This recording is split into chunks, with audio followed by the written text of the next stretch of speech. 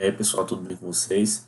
A gente vai estar iniciando aí, nesse momento, a nossa quinta aula, tá? A aula de farmacodinâmica do sistema nervoso autônomo parasimpático, né? Que envolve os fármacos colinérgicos e os fármacos anticolinérgicos, tá? Então, nesse momento, a gente está entrando na nossa quinta aula, que é, de certa forma, uma continuidade daquela parte de fisiologia que a gente viu lá na outra semana, né? Na aula anterior, que a gente abordou os agentes adrenérgicos e antiadrenérgicos. Então, eu sugiro que se você não pegou essa aula ainda, que você não viu essa aula, você assista até mais ou menos 1 hora da aula anterior, tá certo? Que toda a parte de fisiologia ela vai ser geral, tanto para essa aula como para outra.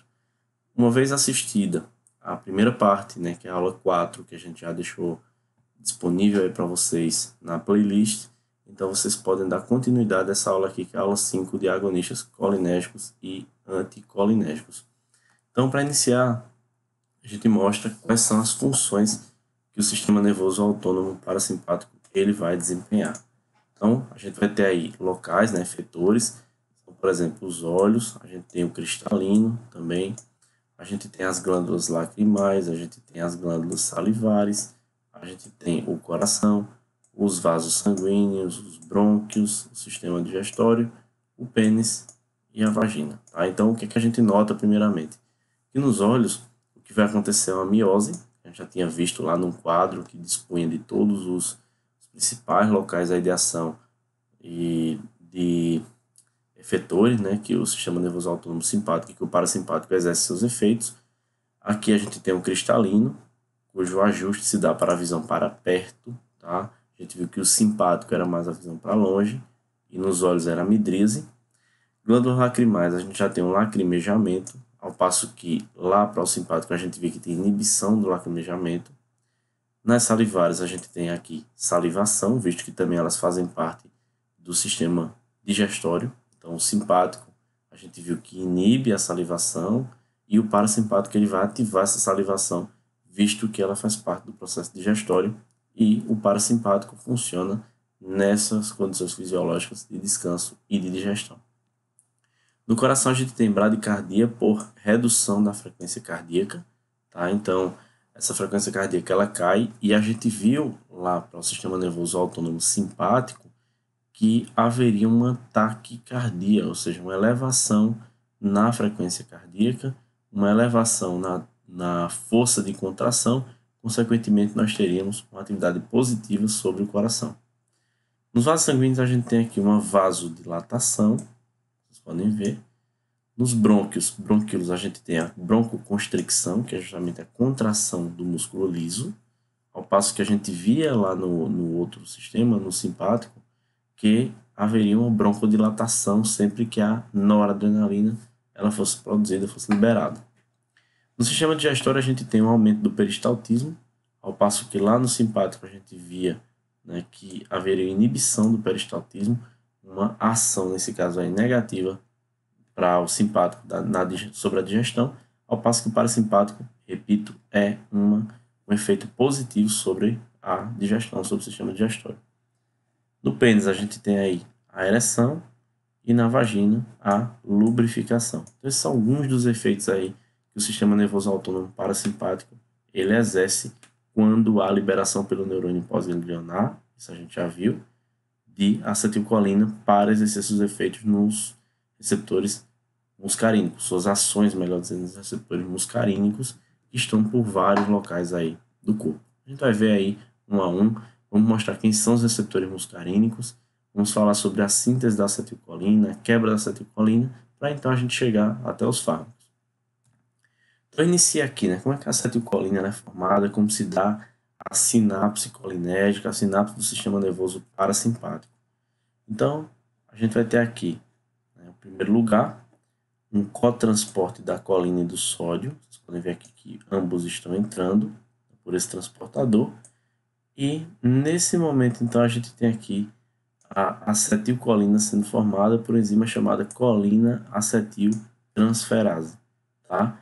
Não tem aqui o nome descrito, mas assim, por extenso, aqui a gente só tem sigla, mas mais à frente vocês vão poder ver. Com a acetilação na transferência do grupo acetil para a colina, então nós temos formada a acetilcolina. Essa acetilcolina, como vocês já viram, ela é estocada em vesículas, armazenamento em vesícula aqui, esperando apenas o momento em que haja um estímulo à sua saída lá na fenda sináptica. A vesícula então está formada aqui, tá? Quando houver uma onda despolarizante, um potencial de ação chegando, então a gente tem a entrada do cálcio, através dos canais de cálcio, que vai ativar a liberação do conteúdo da vesícula que estava armazenado, o neurotransmissor acetilcolina, que vai então para a fenda sináptica, como vocês podem ver aqui, né, e está pronto para exercer seus efeitos, suas ações lá nos receptores. Então a gente vai ter aí mostrado, né, a bolinha azul, que a acetilcolina ela pode interagir com receptores pré-sinápticos, que a gente chama de autorreceptores. Eu já expliquei isso aí lá no simpático, que é o alfa-2 pró-simpático. E essa mesma acetilcolina ela pode interagir com receptores que estão nos órgãos efetores, tá? E podendo então, com essa ação nos receptores, promover os efeitos, tá? Essa mesma acetilcolina aqui que vocês estão vendo, ela pode ser quebrada. Ela vai ser quebrada e sua ação, então, cessada. Essa quebra, ela se dá por uma enzima chamada acetilcolinesterase, que a gente vai ver isso aí melhor, formando a colina e o acetato. Podendo esta colina, inclusive, ser recaptada, reciclada, reaproveitada para iniciar ou reiniciar todo o ciclo, tá? Estou deixando claro que o precursor da acetilcolina é a colina, o acetil que vem aí justamente da mitocôndria. Quando eles se encontram, vai haver uma ação de uma enzima, que é a enzima que vai promover uma acetilação, uma transferência do grupo acetil para o aminoácido colina, e a gente tem então formada a acetilcolina para ser estocada na vesícula, tá? Essa vesícula tem seu conteúdo liberado mediante então um potencial de ação, uma despolarização, abertura dos canais de cálcio e a liberação do conteúdo da vesícula na fenda, que é a acetilcolina. Essa acetilcolina ela pode interagir com receptores pré e pós-sinápticos, né? E ela vai ser quebrada por uma enzima chamada acetilcolinesterase, tá? Que é uma esterase que quebra grupamentos ésteres e separa o acetato da colina. A gente tem então a colina sendo recaptada, né, levada de volta ao neurônio e reiniciando todo o ciclo. Então, mais uma vez, ó, a síntese da acetilcolina, tá? Depois, a captação nas vesículas de armazenamento. Depois, a liberação do neurotransmissor, certo? Que é exatamente bloqueado pela toxina botulínica. Quem quiser dar uma olhadinha mais nesses itens que estão aqui abaixo, eu estou abordando só os itens principais. Aqui a ligação ao receptor, tá? Se é o pós ou se é o pré-sináptico. E a gente tem aqui a degradação da acetilcolina pela enzima acetilcolinesterase. A gente vai ver alguns medicamentos que são inibidores da acetilcolinesterase. E por último, a gente tem aqui a reciclagem da colina, ou seja, a colina sendo recaptada para o neurônio e reiniciando toda a síntese. Aqui é a degradação dela, tá? Então ela vai ter duas enzimas conhecidas, uma que se chama acetilcolinesterase, que a gente vai representar por essa sigla aqui, ó, ACH, que é de acetilcolina, e esse E maiúsculo aqui de esterase, tá? Acetilcolinesterase. E a gente tem uma segunda que se chama butirilcolinesterase, também conhecida como pseudocolinesterase, tá? Elas, nesse caso aqui, essas duas enzimas, principalmente a acetilcolinesterase, vai converter ou quebrar a acetilcolina em acetato e colina, tá? E com isso, o que é que a gente vai ter? A gente vai ter uma diminuição das sinapses colinérgicas, consequentemente, por ter acontecido uma diminuição da acetilcolina lá na fenda sináptica. Tá? Lógico, se a gente quebrou a acetilcolina em acetato e colina, então a gente vai ter aí a diminuição da acetilcolina lá na fenda sináptica, consequentemente, das ações da acetilcolina nos receptores e dos efeitos gerados a partir dessas ações. Tá? Falei a vocês que ação e efeito são coisas diferentes. A ação é o fármaco no receptor, por exemplo, e o efeito é o que é gerado a partir dessa ação. Então, um é a causa e o outro a gente pode dizer que é a consequência. Tá? Aqui, quem são os receptores colinérgicos? A gente vai ter dois tipos. O primeiro que se chama receptor nicotínico. Isso eu já mostrei a vocês lá na introdução, fisiologia do sistema nervoso periférico, né, autônomo, né, sistema nervoso periférico autônomo. E a gente vai ver que existem dois tipos de receptores. Os nicotínicos, como vocês podem ver aqui, tá? E os muscarínicos. Nicotínicos e muscarínicos. Quem são os nicotínicos? Né? Onde eles estão? O que é que eles fazem? Como eles são? Os nicotínicos eles são acoplados a canais iônicos, sendo portanto chamados de receptores ionotrópicos, e a gente tem dois tipos. Um que se chama NN, esse N é maiúsculo aqui, né? E um N também um pequenininho aqui, de subunidade, né? De subtipo, que é justamente o nicotínico neural ou neuronal. Eu já expliquei a vocês que ele estava presente lá no neurônio pós-ganglionar, certo? E a gente tem o nicotínico NM, tá? Que é o nicotínico muscular, que está contido justamente lá no músculo estriado esquelético e é o receptor no qual a acetilcolina vai agir para gerar o estímulo à contração muscular, tá? Então, NN e NM. Esse NN é o primeiro de neural ou neuronal e o NM de muscular, músculo estriado esquelético. São aí os dois tipos, tá? A gente não vai ver agora esse nicotínico muscular, a gente vai ver numa aula da frente. O outro tipo de receptor, que é o muscarínico, a gente tem aqui acoplado a proteína G. A gente já viu que é chamado de metabotrópico, eu já expliquei a vocês, já mostrei todas as proteínas G, as 5, né, mais conhecidas, GS, GI, GQ, GO e G1213. E a gente tem aqui então os receptores chamados de metabotrópicos. Eles podem ser de 5 tipos, tá? M1, M2, M3, M4 e M5. Tá aqui, ó, M de muscarínico, 1 até M de muscarínico novamente, 5. Cuidado para não trocar esse M aqui do nicotínico por esse M aqui do muscarínico. Esse M eu repito a vocês, tá? Significa músculo. Músculo. Quem prestou atenção no que eu falei aí é justamente o músculo estriado esquelético, tá bom? Então esse é o nicotínico muscular. E aqui é o muscarínico, esse M maiúsculo aqui, 1, 2, 3, 4 e 5. Tá? A gente vai ver aí quem são eles. O M1, o M3 e o M5, eles fazem parte de uma mesma família de receptores muscarínicos. 1, 3 e 5. Só lembrar aí que são os pares, tá?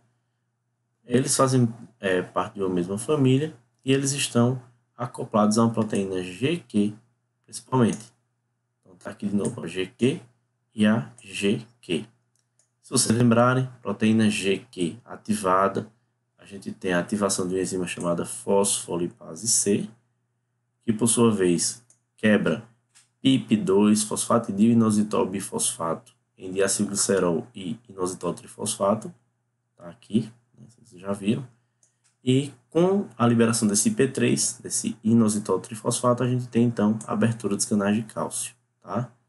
Além do diacilglicerol que vai ativar uma fosfoquinase C. Essa fosfoquinase, ela tem como função fosforilar alvos moleculares, como canais iônicos, como moléculas transportadoras, como fatores de transcrição gênica, enzimas, tá? E aqui a gente tem então a proteína GQ. Para o M3 do mesmo jeito, né? Tá aqui fosfolipase C, IP3 diacilglicerol, cálcio, fosfoquinase C. E aqui da mesma forma, tá? Então esses três aqui pertencem a uma mesma família de receptores que a gente diz são os receptores do tipo excitatórios, tá? Falta aí selecionar os 5, mas não se preocupem, ele continua sendo excitatório mesmo que ele não esteja selecionado na nossa figura, tá? No nosso desenho. Ao passo que M2 e M4, vocês podem ver aqui que ele está acoplado, eles estão acoplados a uma proteína GI ou GO, certo? Então, GI, para quem não lembra, né, ela vai ter inibição da adenilato ciclase que deixa então de converter ATP a AMP cíclico, tá? Consequentemente, os canais de cálcio eles são fechados. Vocês podem ver aqui, ó, então, canais de potássio, aqui, fechamentos canais de cálcio, e aqui, os efeitos gerados. Então, esses 2 e esse 4 aí, eles são receptores do tipo inibitórios. Ó, o 5 estava aqui, está selecionado, mas sumiu, erro aí da animação. Mas 1, 3 e 5 são excitatórios e 2 e 4 são inibitórios. Então, são 5 tipos de receptores muscarínicos. Onde é que eles estão, né? Então, o que é que acontece sempre que o receptor muscarínico ele vai ser ativado a partir da acetilcolina? Então, a gente tem M2 localizado aqui no coração, gerando os seguintes efeitos. A gente tem no nódo sinoatrial e no músculo atrial, além do nódo atrioventricular, nós temos aí, para os três, né? Redução da frequência cardíaca, tá? Além disso, redução da força de contração e a gente tem redução da velocidade de condução. Então, são 3 efeitos aí negativos sobre o coração.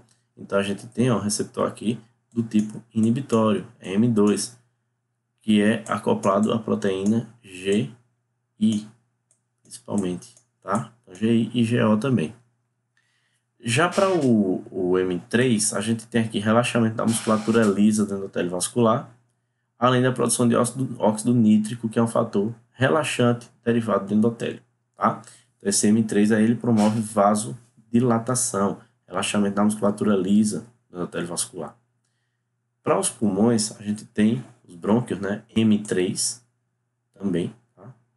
E M3 vai promover contração bronquiolar. Lembre, né? M3 ele é excitatório, tá? Ele estimula a contração. Então, essa contração aqui acontece quando se dá em nível de brônquios, a gente tem a broncoconstricção, tá? O tônus aí parasimpático que gera isso.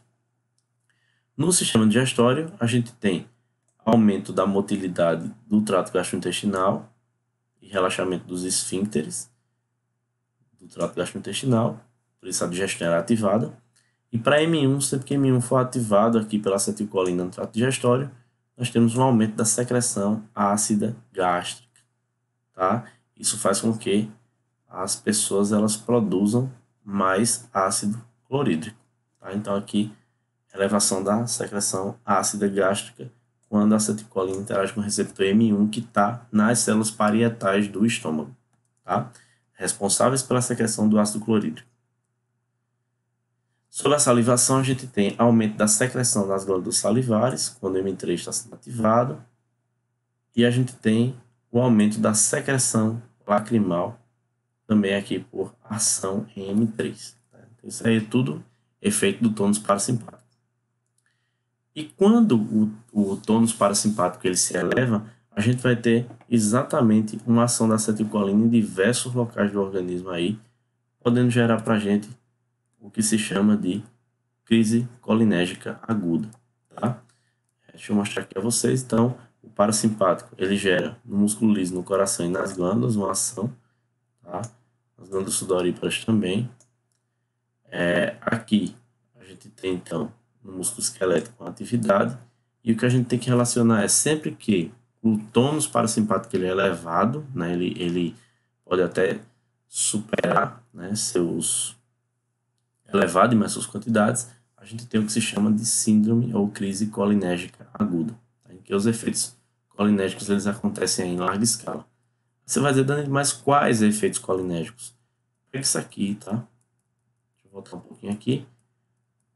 Esses aqui são os efeitos: miose, lacrimejamento, salivação, bradicardia, contração dos brônquios ou bronquíolos, aumento do peristaltismo. Então, todos esses aí são efeitos, né, gerados a partir de um aumento da ação colinérgica, podendo gerar crise colinérgica aguda. Tá? Então, a gente vai iniciar aí com os agonistas colinérgicos, também chamados de parasimpatomiméticos. Repito a vocês, né, o termo miméticos. O mimético quer dizer para a gente aí que ele meio que imita a atividade da acetilcolina. intenção é essa mesmo, né? O mimetismo. É mimetizar, tentar aí simular a atividade da acetilcolina. E existem até algumas patologias em que essa necessidade ela acontece, tá? Os agonistas a gente vai ver que eles não são um grupo tão importante assim para essa aula de parasimpático, tá? Geralmente são os antagonistas que são mais usados, mas a gente precisa ver. Então, a gente tem esses agentes chamados de parasimpatomiméticos, ou agonistas colinérgicos, ou agonistas muscarínicos, certo? E a gente tem 5 conhecidos. Um primeiro que é o beta-anecol, que serve para o tratamento da hipotonia da bexiga e do trato gastrointestinal. Por que tratar a hipotonia da bexiga? Por que tratar a hipotonia do trato gastrointestinal com agonista colinérgico? Porque é um tipo de fármaco que vai elevar o processo digestório e vai elevar também a micção. Você puxa lá, lembrar daquela aula que a gente viu de fisiologia do sistema nervoso autônomo, né? Então a micção ela é estimulada pela acetilcolina. Tá? Então se eu tenho um fármaco que age dentro da acetilcolina nos receptores que estão na bexiga, então eu vou gerar um tônus aumentado, eu vou estimular a micção nesse indivíduo, podendo tratar pessoas que são ou têm a bexiga hipotônica, ou seja, que não trabalha. A gente tem também a pilocarpina, vocês podem ver aqui que é num colírio, principalmente utilizada, tá? Que tem como função o tratamento do glaucoma. Então, sempre que a pressão intraocular ela se eleva, aí a pilocarpina surge aí como uma alternativa, vai reduzir essa pressão intraocular. Cevimelina, que é outra aqui, ela é utilizada para aumentar a secreção de saliva e lágrimas em pacientes com boca ou olhos secos, que é a chamada xerostomia, tá? Então, o pessoal às vezes toma um medicamento, um dado medicamento ele vai inibir a secreção de saliva, inibir a secreção de lágrimas a partir das glândulas lacrimais. Então, esse fármaco, a cevimelina, ela vai servir para estimular essa secreção de saliva e lágrimas pela boca e pelos olhos, respectivamente, desse paciente que esteja com problemas, tá? Com xerostomia. Medicamentos induzem? Sim, medicamentos podem induzir xerostomia, tá? Mas quando você para, ele volta ao normal. O carbacol a gente tem também, podendo ser utilizado em glaucoma do ângulo aberto, tá? Então, o glaucoma do ângulo aberto, o carbacol e a pilocarpina, eles podem ser usados. E a acetilcolina ela não tem utilização nenhuma. Tá? Então vejam que é diferente da adrenalina e da noradrenalina. A acetilcolina ela não tem atividade clínica, inclusive não existe medicamento nenhum à base da acetilcolina, principalmente porque ela é extremamente não seletiva. Tá? Então isso poderia trazer mais riscos do que benefício ao paciente. Ela não tem utilidade terapêutica. A gente tem também os agonistas colinérgicos de ação indireta, que são os inibidores da acetilcolinesterase reversíveis, tá? Por que a gente chama de agentes ou agonistas colinérgicos de ação indireta? Porque a intenção é elevar as quantidades de acetilcolina sem, contudo, mexer na liberação pelo neurotransmissor, pelo neurônio, tá? Não há influência aí na liberação pelo neurônio. Na realidade, o que se faz é inibir a enzima que quebra essa acetilcolina. Se eu estou inibindo a enzima que quebra, então automaticamente eu estou elevando essas quantidades na fenda, como vocês podem ver aqui, tá? Então imaginem que aqui tem o neurônio, a acetilcolina está sendo produzida, né, liberada aqui, e aí essa seria a enzima, né, que quebraria o acetato em acetato e colina a acetilcolina. Então você usa aqui um fármaco, ele gera um bloqueio dessa enzima e a gente não tem mais a quebra da acetilcolina. Consequentemente, ela consegue agir no receptor de forma mais satisfatória, tá? Quem são esses agentes? A gente vai ter principalmente agentes usados para uma doença chamada miastenia graves, que é uma doença autoimune em que são produzidos anticorpos que quebram, que bloqueiam, que destroem os receptores da acetilcolina, lá na nossa conhecida junção neuromuscular. Então, o que é que você faz? Você gera um aumento da acetilcolina na fenda, que nesse caso aqui é indireto, tá? Você bloqueia quem quebra, então você eleva as quantidades, Aí você vai dizer, se fosse direto. Se fosse direto, você poderia trabalhar o seguinte, né? Aumentando a ação da acetilcolina no receptor, elevando a saída aqui da acetilcolina da vesícula para a fenda, tá? Então, nesse caso, isso seria uma ação direta. A gente está abordando uma ação indireta. Quem são eles? A gente vai ter primeiro o edrofônio, que é um inibidor da acetilcolinesterase de ação curta, sendo usado no diagnóstico de miastenia graves. Vou mostrar para vocês aí mais à frente o que é. A gente tem a fisostigmina, que também é um inibidor da acetilcolinesterase, só que de ação intermediária. E essa fisostigmina ela vai aumentar a motilidade do intestino da bexiga urinária, servindo no tratamento de atonia nos dois órgãos. Tá?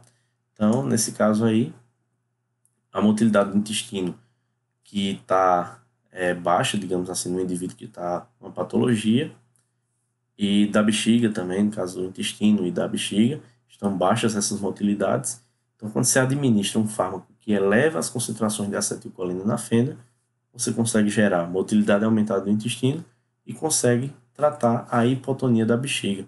Você estimula a micção nesse paciente e estimula o processo digestório acontecer. Tá? Além disso, ela é usada em glaucoma. Tem outro uso aqui da fisostigmina. Tá? Tem também a neostigmina. Neostigmina, que é um análogo estrutural, a estrutura dele química parece muito com a fisostigmina, e também tem uma ação intermediária. Tá?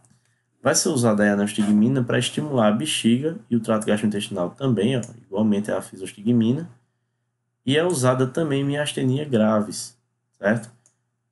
O que a gente vai ver aí dessa questão da miastenia graves? A miastenia graves, a gente tem uma queda, né, da ação da acetilcolina no receptor nicotínico NM, tá? Nicotínico muscular, que está lá no músculo estriado esquelético e envolve contração voluntária. Tá? Cuidado para não confundir com o que a gente está vendo aqui. Eu não estou falando do nicotínico muscular agora, vou botar no aula mais na frente. Estou só dizendo a vocês a doença, o que é. Então, essa acetilcolina ela não vai conseguir agir nesse receptor nicotínico muscular, porque o que está acontecendo é o quê? Uma destruição autoimune desse receptor. Aí o que acontece? Eleva-se a quantidade dela para que tente-se, nesse caso, elevar a atividade colinérgica para gerar contração muscular. A gente vai ver a miastenia já em seguida aqui. E ele pode ser usado também, ou ela, a neostigmina, pode ser usada como antagonista dos bloqueadores neuromusculares do tipo competitivo. Isso aí eu não vou entrar em detalhe agora, a gente vai ver na próxima aula. Tá? A gente tem a piridostigmina, que é o inibidor da acetilcolinesterase de ação intermediária também, usada também em miastenia graves do tipo crônica. Tá? Então, vejam aí que 3 fármacos podem ser usados. A gente tem o edrofônio, a gente tem a neostigmina e a gente tem a piridostigmina. Tá? Esses 3 aí podem ser usados para miastenia grave ou graves. E a gente tem, por último, tacrina, donepezila, rivastigmina e galantamina, que são fármacos usados no tratamento do mal de Alzheimer. Por que no mal de Alzheimer? Porque uma das características do mal de Alzheimer é justamente uma queda nos níveis de acetilcolina lá no sistema nervoso central. Tá? Então, a intenção, nesse caso, é elevar os níveis de acetilcolina em determinadas regiões para tentar desacelerar, né, a progressão da doença do mal de Alzheimer. Tá certo? Então, esses são fármacos aí bem usados, pelo menos a donepezila e a rivastigmina são bastante conhecidos, e a galantamina um pouco menos. A tacrina eu confesso que eu não vejo muito o pessoal utilizar. Então, são usados na doença de Alzheimer para justamente elevar aí as concentrações de acetilcolina no sistema nervoso central, que é uma das causas apontadas como causadora da doença de Alzheimer. Tá? Então, aqui, ó, o piridostigmina, que é usado na miastenia grave, tá? E o Excelon PET, que é rivastigmina, utilizado no mal de Alzheimer, ou na doença de Alzheimer. Tá? E aqui a utilização na miastenia graves. Aqui mostra, né, eu coloquei aqui um quadrinho pequeno, né, um pequeno esquema, peguei da internet, né, procurei aí pelo Pai Google, e o Pai Google me jogou essa imagem aqui da miastenia graves, como eu já falei a vocês, uma doença autoimune, uma doença que o próprio corpo ataca ele mesmo, e vai atacar a junção entre o nervo e o músculo. Ou seja, é um ataque à contração muscular voluntária do organismo. As causas, né, a gente tem um anticorpo chamado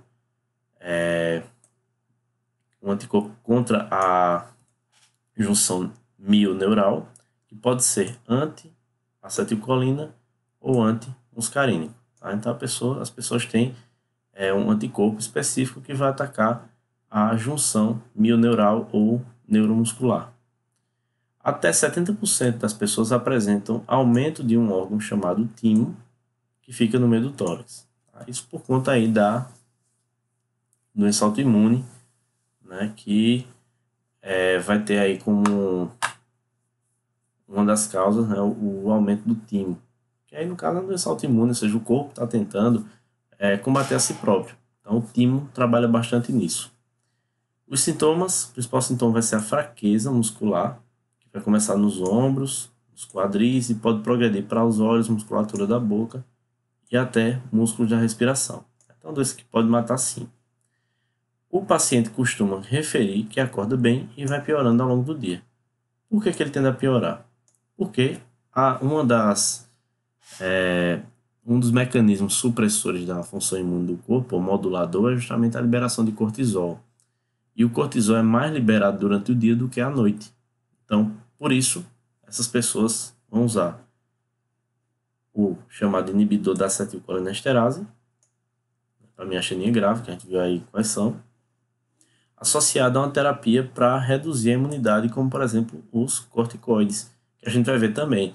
Tem uma aula só sobre isso. Os corticoides eles têm como função, né, modular a resposta imune, ou seja, reduzir a resposta imune no organismo, para justamente você não ter danos a partir daquela resposta. Por quê? Você vai dizer que a resposta imune é importante? Sim, tá? Fundamental, eu diria até. Só que o problema é quando essa resposta imune ela começa a prejudicar o funcionamento de outros órgãos, que aí entra no quinto sinal cardinal, que é a perda da função orgânica. Os outros são febre, né, rubor, edema e a dor. Tá? Então, dor, febre, edema e o rubor, vermelhidão. Nas crises, ou seja, períodos de dificuldade imensa para engolir e respirar, pode-se usar imunoglobulina ou plasmaférese. E quando o timo está aumentado, é indicada a cirurgia para retirá-lo. Então, isso é a miastenia grave, doença autoimune. Então, o indivíduo vai conviver com ela até o resto da vida, né, e pode sim levar à morte. Os agonistas colinérgicos, a gente tem algumas reações adversas. Vejo que as reações adversas elas são reações muito relacionadas às ações principais do fármaco, ou seja, o que o paciente sente é o que a acetilcolina também é capaz de causar. Por exemplo, o betanecol vai promover sudoração, sudorese ou diaforese, promove salivação, rubor, diminuição da pressão arterial, náuseas, dor abdominal, diarreia e broncoespasmo. Tá? Todas essas são reações adversas a partir do uso de betanecol. A pilocarpina ela pode entrar no cérebro e causar distúrbio do sistema nervoso central. A intoxicação com este fármaco se caracteriza pelo exagero de vários efeitos parasimpáticos, como, por exemplo, sudorese profunda, ou profusa, né? De salivação e bradicardia.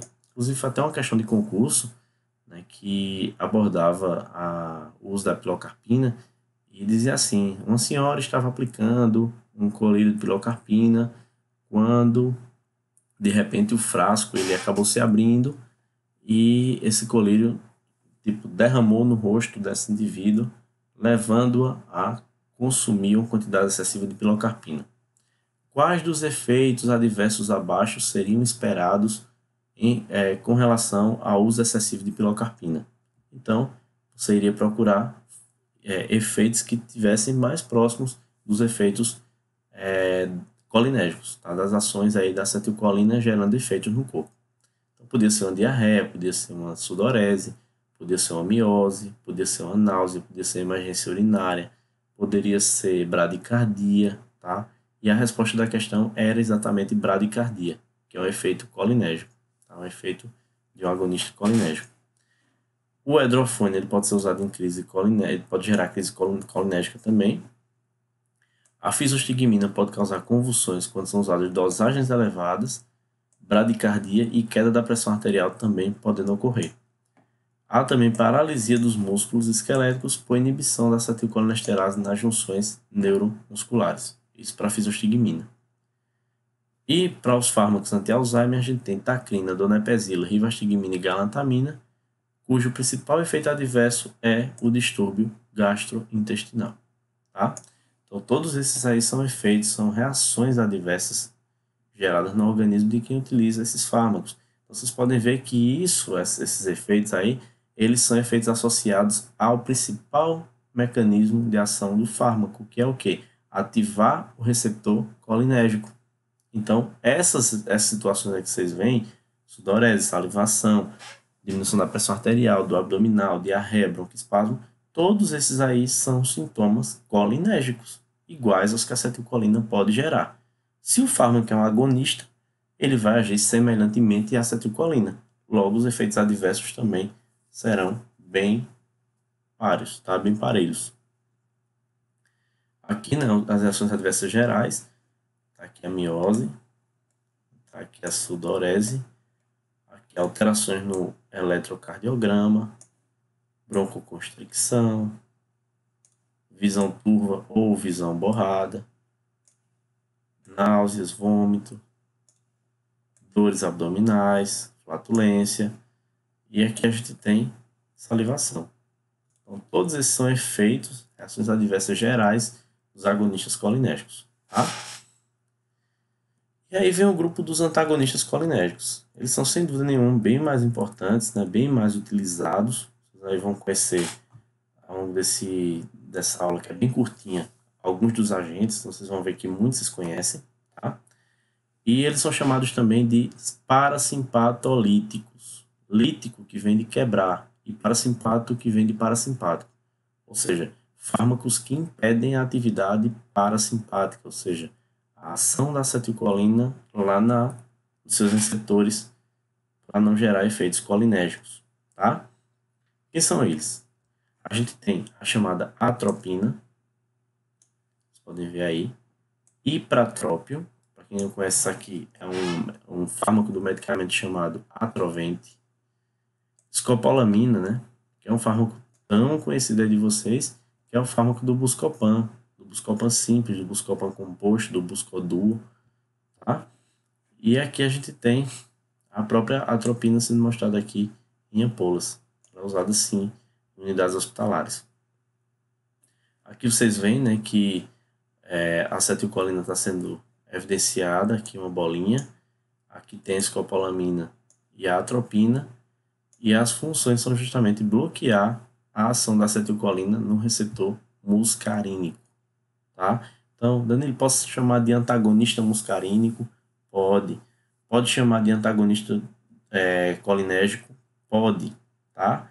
Então, entenda que a ação antagonista se dá no receptor muscarínico, não é no nicotínico. Tá? Esqueça nicotínico por enquanto. Nicotínico muscular, ele é de contração voluntária. O que a gente está vendo aqui são as contrações involuntárias. Então, sempre que a gente fala em músculo aqui, a gente está falando em contrações involuntárias. Tá? A gente vai ter aí a atropina, os antagonistas conhecidos, que vem de uma planta chamada Atropa belladonna. A escopolamina, que vem de uma planta chamada estramônio. Vocês podem ver aqui. Tá? E essa atropina ela tem como função a prevenção da secreção brônquica pré-anestésica e a dilatação da pupila para exame oftalmológico. Tá? Por que dilata a pupila? Vamos lá. Se a acetilcolina faz miose naturalmente, quem bloquear a ação dela vai gerar uma midríase, ou seja, uma dilatação pupilar, que é o que a atropina consegue fazer. Ela vende aqui em colírio, tá? Sulfato de atropina, solução oftálmica estéril. A escopolamina, que é a droga do Buscopan, ela é chamada de antiespasmódica, ou seja, contra espasmos musculares do trato digestório, e ela inibe a hipermotilidade gastrointestinal. Se a acetilcolina gera contrações musculares lisas do trato gastrointestinal, quem for antagonista dela faz exatamente o contrário, que é a escopolamina. Estão vendo alguma semelhança com alguma coisa? Eu acho que sim. Vocês estão vendo aí que os efeitos dos antagonistas muscarínicos são muito parecidos com os efeitos dos agonistas adrenérgicos, tá? Enquanto que os efeitos dos agonistas muscarínicos são muito parecidos com os efeitos dos antagonistas adrenérgicos, tá? Ou seja, os opostos deles são bem parecidos em efeitos. Vocês vão ver, por exemplo, aqui o ipratrópio agora. Tá? O ipratrópio ele é a droga do atrovente, né? Que é um medicamento muito conhecido no público pediátrico, usado em inalações para broncodilatar. Vejam aí, ó, broncodilatação. Se a acetilcolina ela faz broncoconstricção, o antagonista dela vai impedir essa broncoconstricção. Então há uma dilatação, né? Antagonista muscarínico fazendo broncodilatação. Quem era que fazia broncodilatação lá nos adrenérgicos? Eram os agonistas. Vocês podem lembrar aí que a gente tem o salbutamol, o fenoterol, tá? O salmeterol, o bambuterol, o formoterol. Esses fármacos eles eram dilatadores também da musculatura brônquica, lisa brônquica. Aqui a gente tem dilatadores também, broncodilatadores, sendo dos grupos dos antagonistas muscarínicos. Então esse é um ponto que eu abordo em prova. Eu pergunto, por exemplo, eu peço para você justificar a associação do fenoterol, que é o Berotec, que é um agonista adrenérgico, com o atrovente, que é o ipratrópio, que é um antagonista muscarínico. Por que essa associação existe? Tá? Podemos dizer de cara que é uma dupla dilatação brônquica. Né? São mecanismos somados, um sinergismo entre eles dois, cujo efeito é a broncodilatação para um e para o outro. Então você faz um sinergismo, você soma as ações. E aí para um asmático, por exemplo, isso é bastante positivo. Então tá aqui, ó, o uso em inalações como broncodilatador. A pirenzepina agora ela vai ser usada na úlcera péptica, inibindo a secreção gástrica. Vocês viram lá, né, que a acetilcolina, quando produzida, a pessoa liberava o suco gástrico lá pelas células parietais gástricas. Né? Quando você usa um antagonista dela, da acetilcolina, então você tem uma inibição dessa secreção.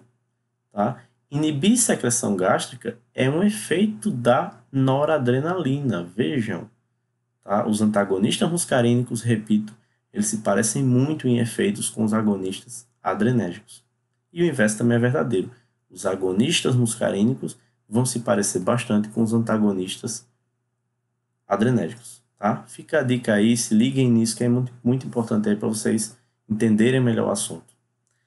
E a oxibutinina, que é uma droga chamada, que é um medicamento chamado Retemic, né? Não por acaso, rete vem de reter e mic vem de micção. Retenção da micção. A acetilcolina, o que é que ela faz? Ela faz a pessoa ter vontade de urinar, gera micção. Se eu estou bloqueando, o que é que eu faço? Eu estou retendo a urina, estou levando a retenção urinária. Isso é bom para o paciente que tem incontinência urinária. Se liga nisso aí, tá? Vamos relacionando. Aqui é a atropina, tá? Os usos terapêuticos dela, a gente vai ter, né, a midríase persistente, né, a ausência de resposta à luz e cicloplegia, incapacidade de focar a visão para perto.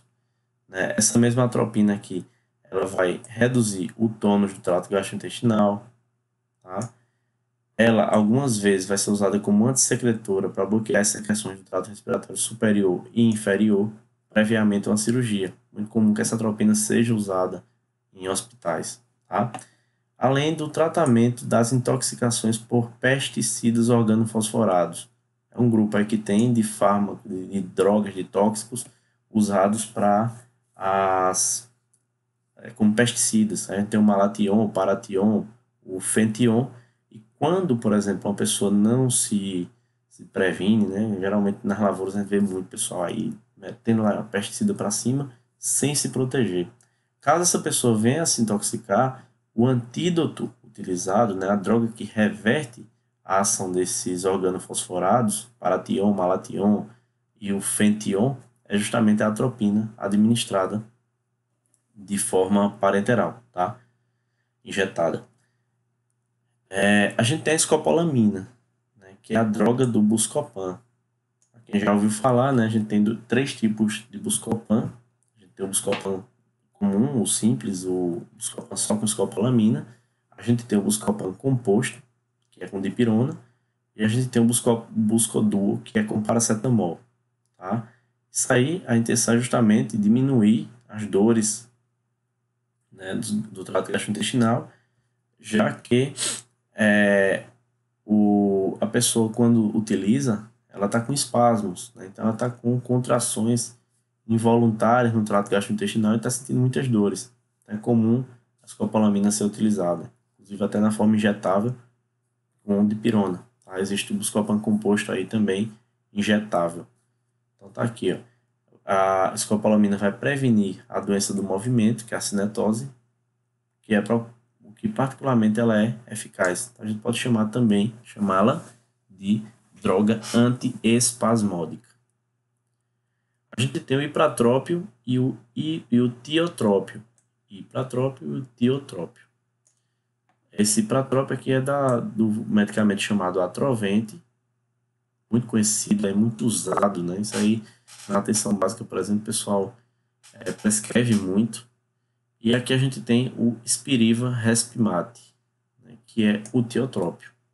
Para cá a gente vai ter, então, funções deles broncodilatadoras, tá? Para tratar, para o tratamento de manutenção do broncoespasmo associado com DPOC, que é a doença pulmonar obstrutiva crônica, e bronquite crônica, além do enfisema, tá?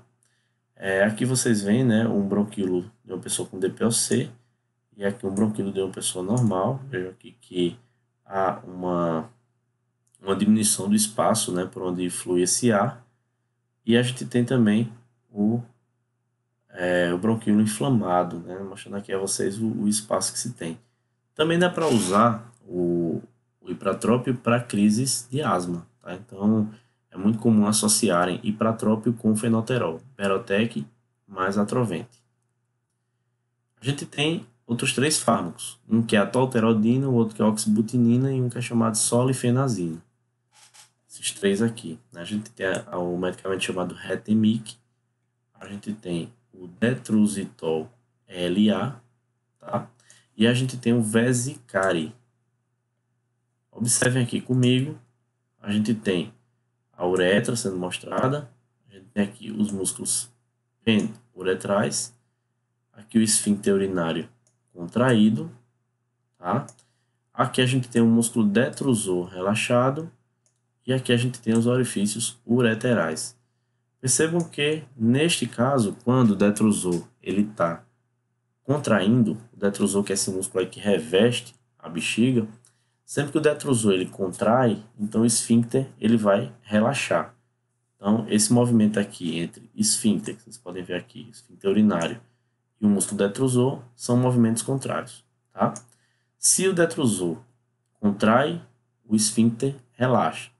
Micção. Se o detrusor relaxa, o esfíncter contrai.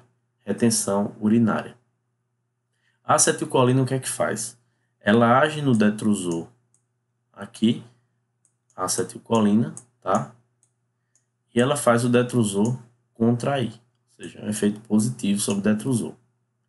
Se a gente usar agora um fármaco que bloqueie a ação da acetilcolina, tá? Como, por exemplo, esses fármacos aqui, então a gente tem não mais um efeito positivo sobre o músculo detrusor, e sim um relaxamento, um efeito negativo. Então, a função desses 3 fármacos é exatamente impedir que haja a micção, né? Então, isso em pessoas que têm, claro, a bexiga hiperativa. Quem tem a bexiga normal, isso não influencia. É quem tem a bexiga hiperativa. Então, tanto a tolterodina como a oxibutinina e a solifenazina, elas têm como função, né, relaxar o músculo detrusor. Tá? Vão impedir a ligação da acetilcolina no receptor muscarínico na bexiga. Certo? A consequência é essa. Embora isso seja muito comum na população idosa, a oxibutinina tá? Pelo critério de Beers, que é o critério que dita aí os medicamentos que são permitidos ou não para a população idosa, né? A oxibutinina ela é proibida, ela é contraindicada, melhor dizendo, ao uso nas populações mais idosas, tá certo? Então, é uma curiosidade até aí, porque normalmente é uma doença que acomete mais pessoas idosas do que pessoas mais novas, tá? E a droga ela é contraindicada a essas populações. As reações adversas gerais dos antagonistas muscarínicos, a gente tem boca seca, chamada de xerostomia, tá? A gente tem taquicardia, tá aqui embaixo mostrado. A gente tem a visão turva, isso é muito comum ser sentido, né? A boca seca, você fica com a boca seca, a visão ela fica meio embaçada. Além de redução do tônus do trato gastrointestinal. Vocês podem ver aí a xerostomia, taquicardia, visão turva e redução do tônus do trato gastrointestinal. Certo? Então, esses são os efeitos aí mais encontrados, reações adversas, melhor dizendo, para os fármacos antagonistas muscarínicos, tá? Tá aqui, ó, visão borrada, a visão fica aí ruim para longe. A pessoa tem aqui confusão, tá? É gerada midríase no indivíduo. É gerada também constipação, porque há uma redução do tônus gastrointestinal. E a gente tem a retenção urinária também, tá? Todos esses efeitos aqui que vocês estão vendo, eles são efeitos muito parecidos com os agonistas, como eu já falei a vocês, com os efeitos adversos dos agonistas adrenérgicos, tá? Que a gente viu na aula passada. É muito comum relacionar. Professor, porque eu não estou entendendo essa questão. A questão é a seguinte, né? Se a acetilcolina e a adrenalina, a noradrenalina, normalmente são contrários, né? Eles têm efeitos inversos, então a estimulação de um é parecida com a inibição do outro, tá? Deixa eu abrir aqui a mão que eu estava confundindo. A estimulação de um é parecida com a inibição do outro, porque eles são contrários. Ao passo que, se esse aqui for ativado, a ação adrenérgica ela for ativada, ela se parece muito com a inibição colinérgica. Então, agonistas adrenérgicos se parecem muito em efeitos com os antagonistas colinérgicos. E os antagonistas adrenérgicos eles se parecem muito com os agonistas colinérgicos. Então, vai ser, por exemplo, comum um antagonista colinérgico que seja utilizado contra o glaucoma. Então, você vai encontrar um agonista colinérgico também usado contra o glaucoma, né? A gente tem aí um antagonista adrenérgico, o timolol, e um agonista colinérgico, a pilocarpina, tá? Então, eles têm efeitos parecidos. É só você pegar essas propriedades e você tentar raciocinar dessa forma, né? Ter um raciocínio mais prático que você vai entender aí os principais efeitos dos fármacos, tá? Então, chegamos aí ao fim de mais uma aula, nossa quinta aula da disciplina de farmacologia. Espero que vocês tenham gostado. Continuem estudando, tá? Um assunto bastante importante e a gente conclui com isso a farmacologia do sistema nervoso autônomo simpático e parasimpático. Um abraço a todos e a gente se vê na próxima aula.